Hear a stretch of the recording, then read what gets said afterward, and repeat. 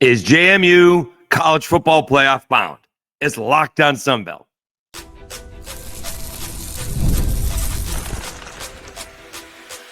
You are Locked On Sunbelt, your daily podcast on the Sunbelt Conference, part of the Locked On Podcast Network, your team every day.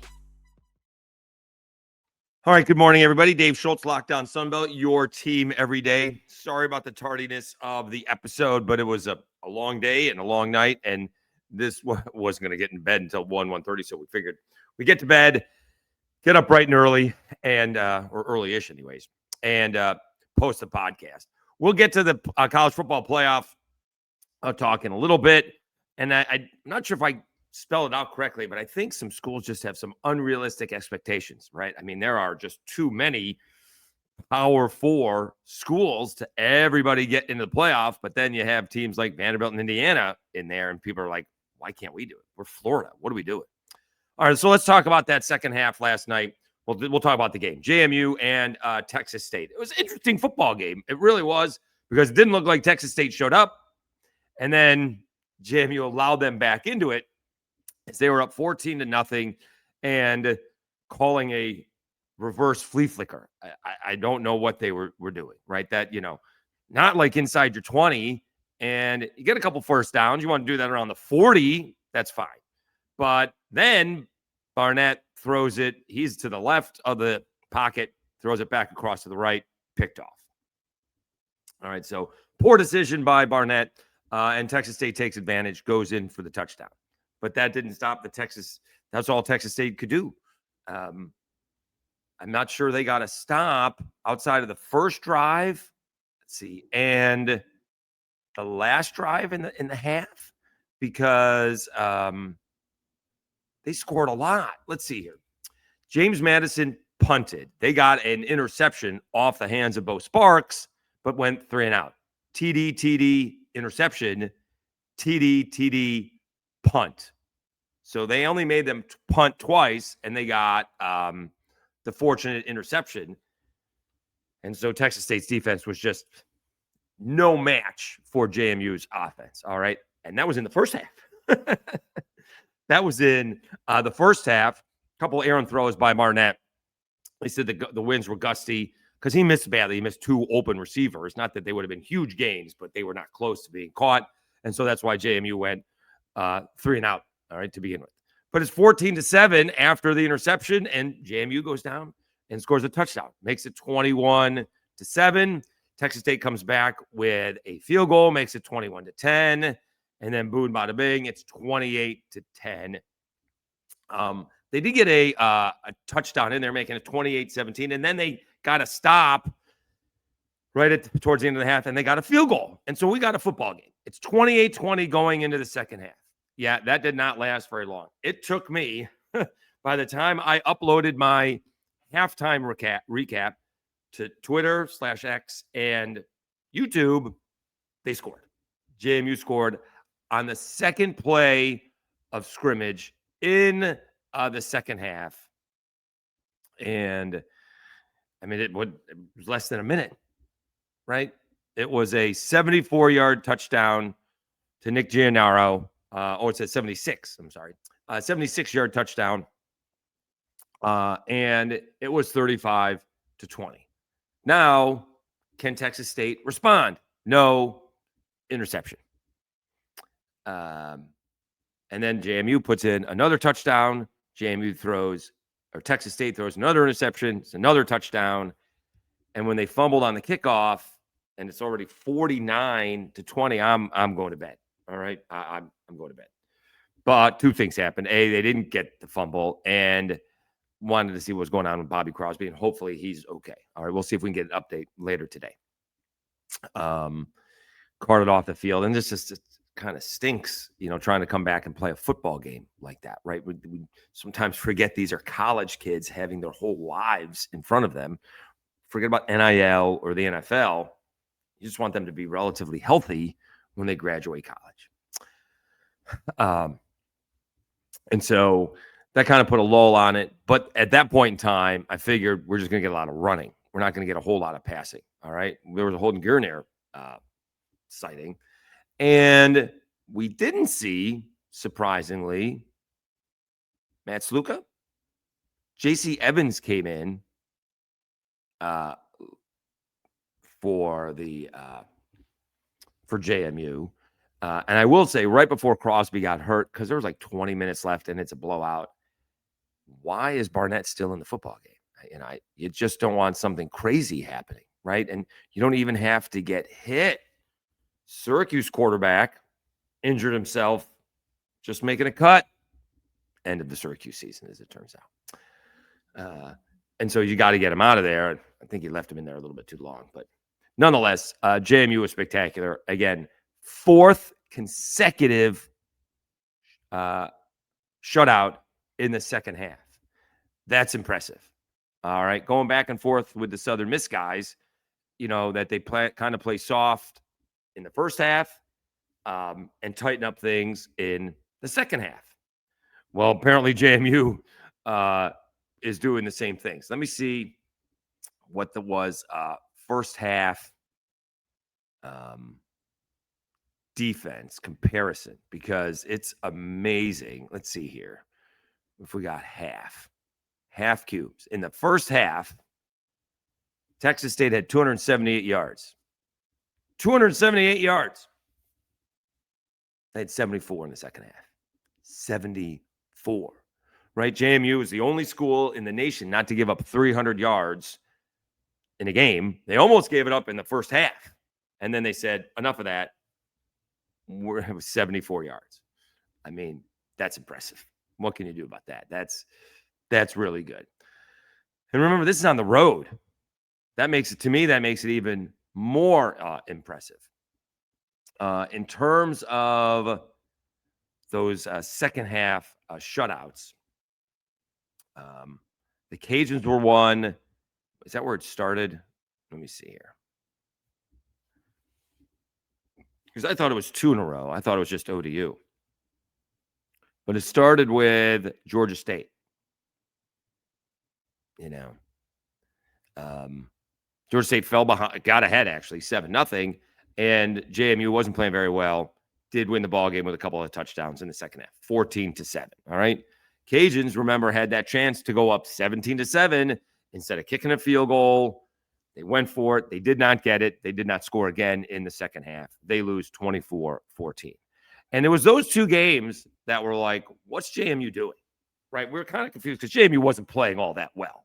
Let's be honest. The Cajuns could have won that football game, and I guess Georgia State could have won that football game.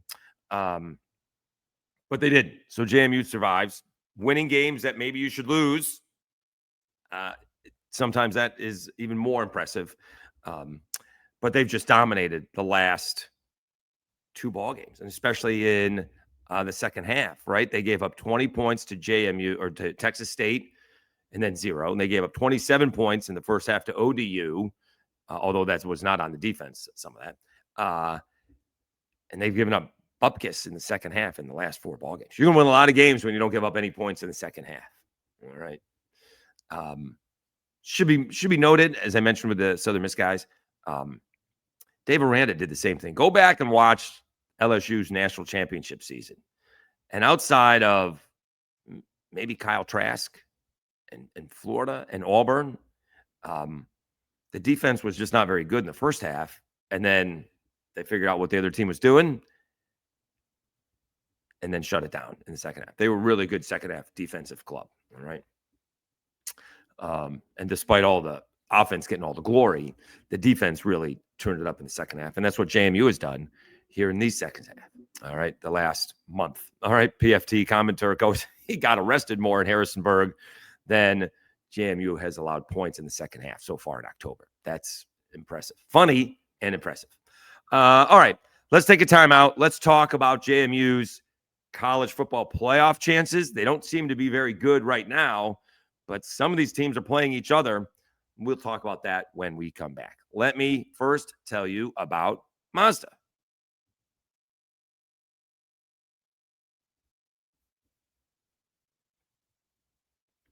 Mazda crafts cars for those who do more than simply move. From footwork to breathwork, athletes sweat all the details. Mazda brings the same intention to how we craft every model.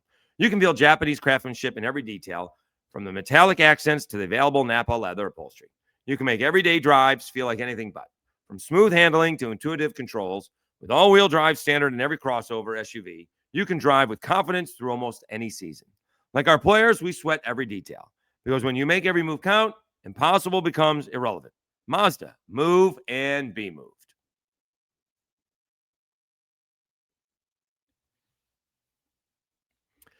All right, Dave Schultz, Lockdown Sunbelt, your team every day. Good morning, everybody. It was a late night for everyone, although I guess earlier than the 18-inning World Series game a couple of nights ago.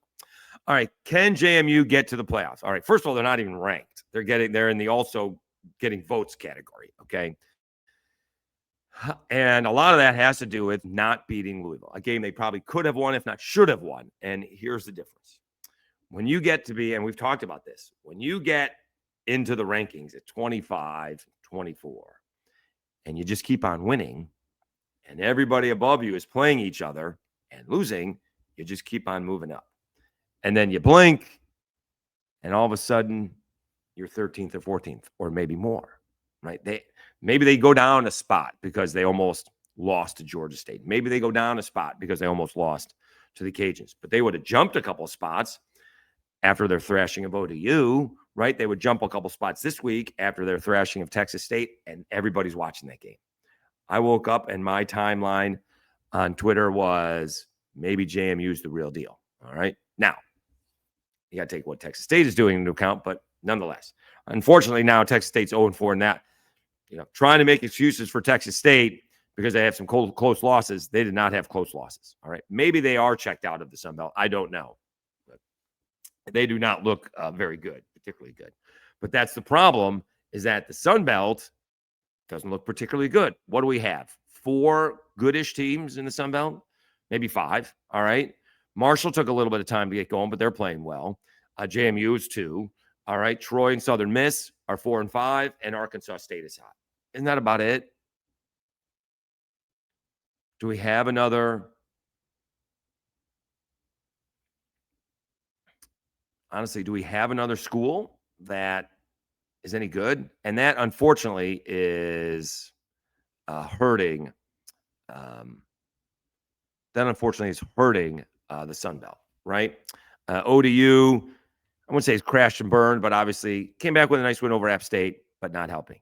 All right, Georgia Southern, 3 and 5. They're not any good. Georgia State is no good. ULM is no good. Cajuns are no good. South Alabama, no good. And Texas State is no good, right? A lot of times you can have these teams bunched up, but right now there are 1, 2, 3, 4, 5, 6 teams out of 14 that have winning records in the conference. Winning records in the conference. Meanwhile, winning records overall. All right. And we'll see what happens with this Marshall Coastal ball game. That is going to be fascinating. So, talking to the JMU college football playoff. So everyone wants to look at the American. So let's talk about the American. And they seem to be right now head and shoulders over everybody because they have some really good football teams, although the bottom is bad. All right. I remember when App State fans told me Charlotte was good. Oops. Nonetheless, they have Navy, who ESPN says has played the worst schedule in America. They're 5-0. They're in the conference 7-0.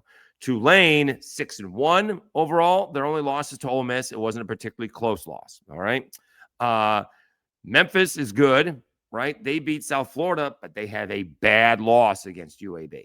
All right. JMU doesn't have a really good win, particularly right now, but their loss is to what turns out to be a pretty good Louisville squad. So are we counting the win more, or are we counting the bad loss? Because losing to UAB is bad. That's just bad. All right. North Texas is in there. They are 7-1.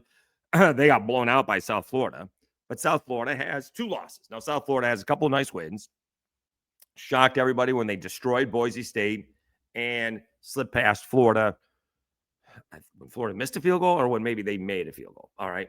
So that was a close loss. But now they've lost a couple of ball games, right? They lost to Memphis, and their other loss overall is to Miami, and that was an ugly loss.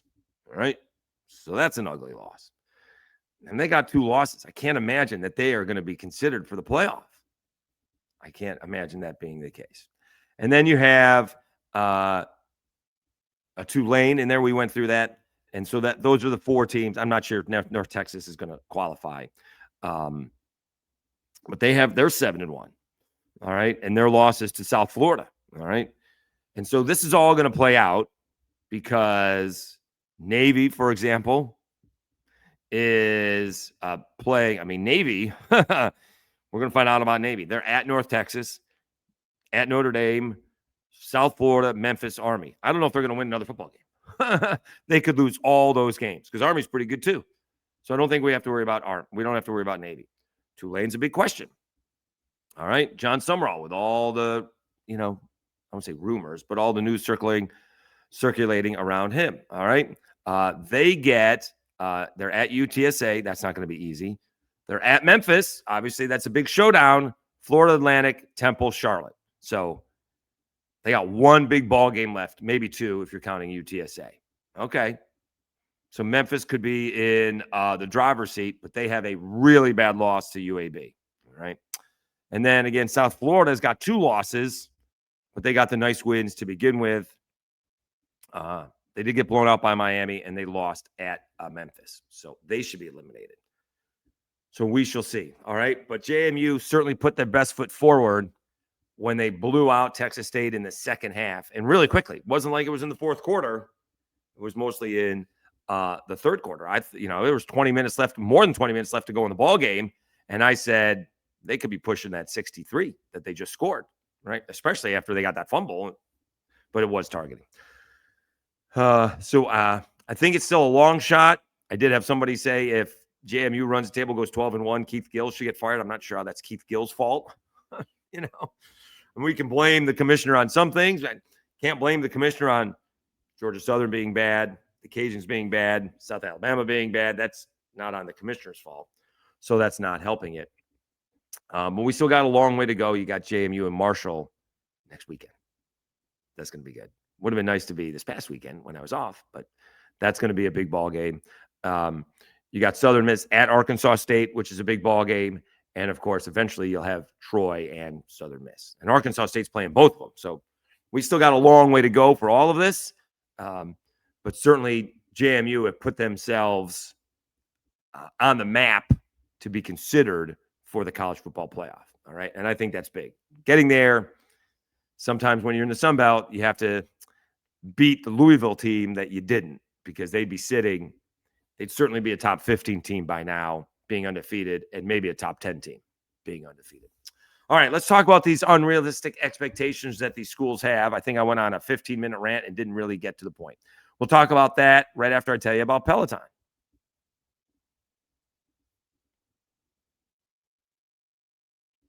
Peloton is shaping the future of fitness with the brand new Peloton Cross Training Tread Plus. Powered by Peloton IQ. It's their most advanced equipment yet, designed to give you real-time guidance and endless ways to move, whether you're running, lifting, or cross-training with your favorite instructors. This is training reimagined. Peloton is built for breakthroughs with tools that help you plan, stay motivated, and reach peak performance. I love how the Peloton IQ system offers real-time strength coaching and actually tracks your reps, suggests the right weights, and corrects your form, making every rep safer and smarter. The swivel screen is a game changer. You can go from running on the tread to strength training without missing a beat. And the personalized class recommendations keep you engaged. You get workouts tailored to your vibe and energy each week.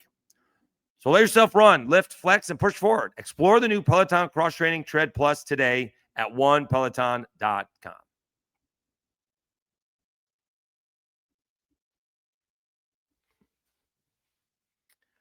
All right, Dave Schultz, Locked On Sunbelt, your teams every day. These expectations are a little bit out of control. Okay, again, as of a couple of days ago when I did it, was 14, maybe it was yesterday, 14 FBS schools have job openings. All right, and some of the bigger names in college football. All right, Penn State, Florida, even UCLA. It just, did I write it down? I just forgot one, right?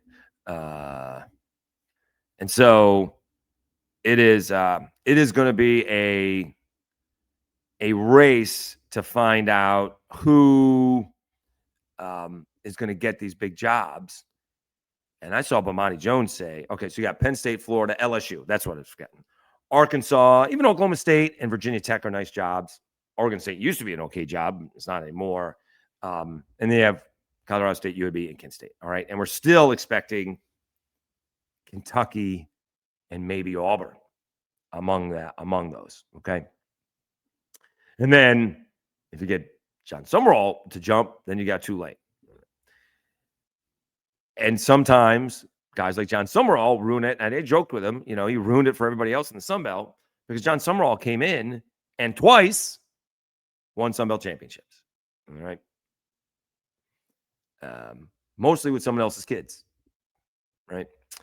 Even if there's a transfer portal, which was going on, he came in there and, did a really good job and changed the way he won. Right. Before it was running in defense, and then they got the offensive passing game going in the second year. Still not happy I didn't pick up Kamani Vidal in my fantasy league. That's going to be the end of me. That's going to ruin my fantasy league. Nonetheless, and so when you're doing this, and Kurt Cignetti's doing the same thing at Indiana, right? Indiana's never been. I mean, you got to go back to, was it Randall El-Amin and Anthony Thompson for Indiana football? What are we talking about here, right? That's not right. We're what's his name? No, I said that wrong. Steelers wide receiver, Indiana QB. Antoine Randall. Okay, there you go. Antoine Randall. Okay. He was the Indiana quarterback, turned wide receiver. And Anthony Thompson. And those are like 25 years ago or something along those lines. And so you get those guys in there winning, and Florida's like, what are we doing? Right. And people are saying that Florida wouldn't have fired Napier if Penn State didn't fire James Franklin. And there is just so much money on the line these days. Right. We said yesterday, Matt Moscona's talking on LSU, Lockdown LSU, that LSU is looking to spend somewhere between $100 and $115 million for a new coaching staff. Well, the total cost. It's a lot of money when you're paying off one staff, mostly Brian Kelly, and then you got to bring in another staff. And are you going to do a buyout? Like, I think he was suggesting that Lane Kiffin's buyout for him to leave is about the same price as if he got fired. All right. And boy, if Lane Kiffin doesn't leave Ole Miss, whew, or if he does, that's another job opening. So these places all have unrealistic expectations. LSU's expectations, Mesco's probably realistic about that. It's kind of an 8-9 win team, and then you pop one, which is what they've done, right? They did it a little bit more often via the Saban thing, and then Les kind of carried that over. And then when I first got there, they couldn't quite get the defense lined up with the offense. All right, is what happened. When I got there, that's when OBJ and Jarvis Landry were there, and the Mellenberger. It was the quarterback. They were really good offensively. Jeremy Hill was the running back. They couldn't stop anything because the entire defense from like 11 and 12 was in the NFL. What can you do? And there's no transfer portal back in 2013. So you can't replace those guys nearly as quickly. So, and sometimes these expectations are just so huge. Like Brian Kelly was doing a pretty good job, and now you're getting everybody to come out and say he's not a good guy or anything like that. Whatever. Okay. Obviously, nothing seemed to go right with Billy Napier, unfortunately. Big Billy Napier fan. Never quite landed the quarterback. All right. What was supposed to happen? Wasn't Nico? No, I guess that was Tennessee. He had somebody else that was supposed to go there, and that kind of blew up in his face. It was Nico. But I always thought that was Tennessee. We'll see how good DJ Lagway is. Young, We'll see if he sticks around or wherever he ends up going. But it just seems like everybody thinks they should be in the college football playoff. And if you are a Power 4 school and you start missing the playoff 2 years in a row, I think your job's going to be on the line, especially if it gets to 14 or 16. Unless you're like Northwestern or maybe Vanderbilt or maybe Indiana, right? Unfortunately, if you set the standard that high when you first get there, you kind of have to live up to it. But again, or Georgia Tech. I mean, would they really fire Brent Key if he went to the playoffs like back-to-back years? Although I think Haynes King's out of eligibility here eventually. If he goes to back-to-back and all of a sudden he goes 9-3 and ends up in the Hall of Fame Bowl, come on. Penn State might. Florida might. Georgia might. I mean, Alabama looks really good, but let's see what happens if they finish up the season and don't make the college football playoff. Let's see what happens to Kalen DeBoer. Now, it looks like they are. And that's why some of these, you trickle it down to the Sun Belt, and everybody wants them, especially in the East. And then you get to the Cajuns. And Desmo had a good answer because it wasn't about him. It was a good question by Jamarcus Fitzpatrick about the pressures that coaches deal with. And Des said, the pressure from the outside is nothing like what that's on the inside. We feel the pressure on the inside just to make sure we're doing everything right. And he backed his players. Well, we're working hard. It just hasn't turned out the way we liked. Of course, they're playing with a third-string quarterback. That's not an excuse. That's a reason. If you want an excuse that Walker Howard's not as good as people thought they were going to be, okay. Thought he was going to be. But so I just think, and sometimes, Georgia Southern won a bunch of championships as an FCS school. Someone actually said they need to go back to the option. Is that really the way? You want to be Army, Navy? Okay. I mean, they do it really well, right? It's really tough to play them. But then you're going to be limited because you're going to get crunched by the bigger and badder teams. All right. JC French just hasn't gotten better, which is unfortunate. But sometimes the expectations are unrealistic. Now, it's obviously you have higher expectations than being 2-5 or whatever South Alabama is. Obviously, the expectations are higher, right? It's going in the wrong direction for South Alabama. But when you lose all the players they did in the portal, that's not an excuse. That's a reason. And so maybe you need a year to fix that up. All right. Because if these guys start firing everybody all the time, first of all, these young coaches haven't had a chance to get the experience that they need. And second of all, if you're going to fire them at the first 3-game losing streak, I guess the other point I tried to make yesterday, it'd be interesting to see how these assistant coaches start doing their contracts. Because I'm going to want to buy out too, right? I have a safe job over here where I'm making a healthy 6-figure salary. Now I'm going to go over there and make a 7-figure salary. That's fine. I got to tell my wife and kids, we may be gone in 3 years if we have a 3-game losing streak, despite being in the college football playoff the year before. All right. That's part of it. I guess that's, quoting Godfather 2, that's the business that they have chosen. It's tough. It's tough. And so I think sometimes we have unrealistic expectations. The schools have them, mostly in the Power 4, but it trickles down to the Sun Belt for sure, right? Everybody wants Clay Helton fired. A lot of people want Mike Desimo fired. I'm not sure those two guys are going anywhere. Here's the problem if you fire Mike Desimo. Who you getting and how long they staying? And do you care? Right? I mean, Bob Chesney's name they were talking about it last night all game long. The more he wins, even if they don't make the college football playoff, seems to be a candidate at Virginia Tech, which would seem obvious. But does Virginia Tech hire the JMU coach? Some people don't think LSU is going to hire John Summerall because he's the Tulane coach. All right, kind of like Cajuns and Billy Napier, and LSU and Billy Napier.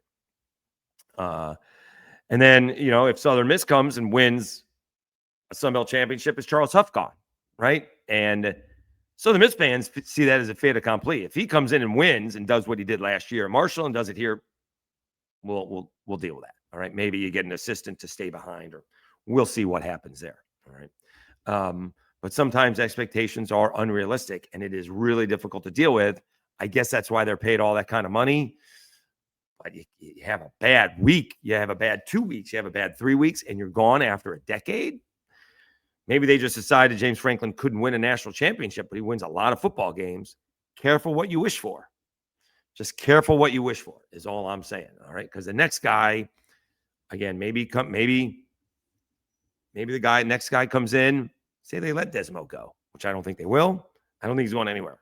But he comes in, wins 9 games, takes off, didn't win a Sun Belt championship, but found greener pastures, literally, because of more money. Because he had because he turned around, say, a 3-9 Cajuns team to a 9-3 Cajuns team that finished second in the division. And he's see the writing on the wall, and he's taken off. Be careful what you wish for, all right? Or you're just going to get new coaches.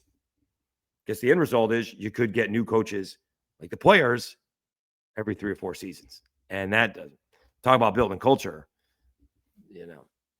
Nick Saban said, when he stopped being a transactional coach is when he figured out how to coach. He wasn't doing very well at Michigan State. When he concentrated on the players and the process, that's when he became who he was. He said that. And so if college football becomes transactional with these coaches, it's going to be tough for them to survive, and tough to follow for us, because you don't get to know the coach. Players don't get to know the coach. Coach doesn't get to know the players. The big thing is that we have to reel in the transfer portal. It can't be every year. Graduates can, that's fine. I think you get one freebie, and then you got to sit out a year if you do that. I know that's not exactly the same thing as coaches leaving all the time, but that's what I would do. You come in there. Also, if the coach gets fired, all right, if the coach leaves, then you get another time to go. All right. But otherwise, I don't think you should be able to go every single time. I think that's a problem. All right. That's what I would do. All right. You get one freebie, and if the coach leaves, you can go get another freebie. But other than that, if you leave and the coach doesn't go and you've already transferred, then you got to sit out a year. All right. And maybe, I don't even know if you lose a year of eligibility. Probably not. But you still need to sit out a year. All right. All right. We'll come back on Thursday and preview Marshall and Coastal Carolina and a little bit of the rest of week 10, as the case may be. It is, it's November. It's quickly. Everybody always wants the college football season to come. And we're 2/3 of the way through it. It's unbelievable. All right. So thanks so much. Again, we're having a record month. Fantastic. Really do appreciate everyone's support, even the back and forth, which is kind of, I don't mind Southern Miss fans giving me a hard time.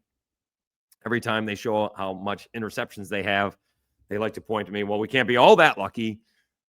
Then we started looking at the quarterbacks they're playing. There's a lot of third-string quarterbacks and FCS quarterbacks, all right, and JC French. So no offense, but not exactly Heisman Trophy candidates, all right. Nonetheless, that means Southern Miss has a good defense, but it's fun back and forth. I appreciate it. And we're just having another good month. So, and guess what? College basketball is starting. So we're going to start talking hoops and looking into that. All right. Thanks so much for tuning in. Really appreciate it. Don't forget about the audio, Apple and Spotify. Also leave comments. I will get to them. I will answer them. All right. We'll be back Thursday morning. It'll be at regularly scheduled time. I'm off today. So let me post this, and we'll put up a short later on as well. Thanks again for tuning in. You've been watching Locked On Sunbelt, your teams every day,